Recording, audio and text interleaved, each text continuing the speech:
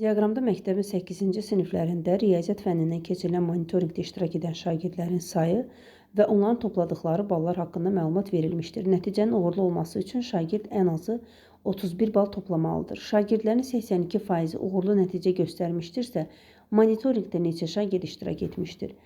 31 balı keçən şagirdlərin deməli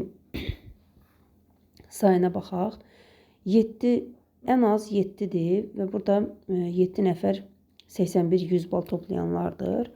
0-30 aralığında olan A qədər şagirddir. 31-60 aralığında A üstəgəl 3. Bizə uğur qazananlar lazımdır.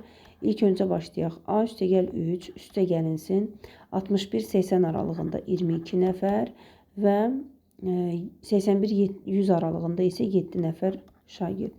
Və bu bütün şagirdlərin 82%-ni təşkil etməlidir. Yəni, biraz ifadəni sadələşdirək.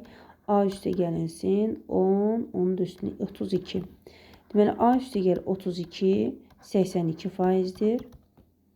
Ümumilikdə şagirdlərin biz burada sadəcə bir dənə A-nı toplamamışıq. A-nı da bunun üzərinə gəlsək alınır 2A üstə gəlinsin 32. Bu da 100%-ə bərabərdir. Nisbət şəklində yazaq və çarpaz vuraq.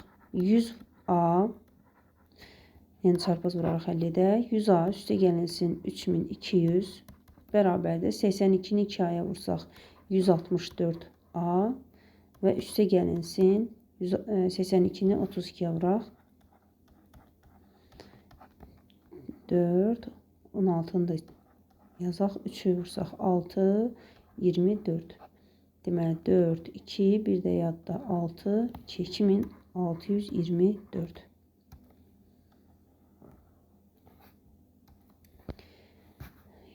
A var, 164A var. 164A'dan çıxaq 100A'nı və 3200-dən də çıxaq 2624-ü.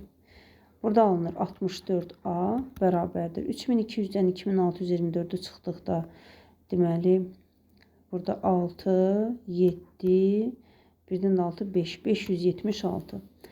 A bərabərdir. 576-nı bölək 64-ə. A bərabərdir. 57-nin içərisində 64 yoxdur. 576-nın içində 64 9 dəfə olacaq. Deməli, A-nı 9 tapdıq. Bizdən tələb olunan monitorinqdə neçə şagird iştirak etmişdir?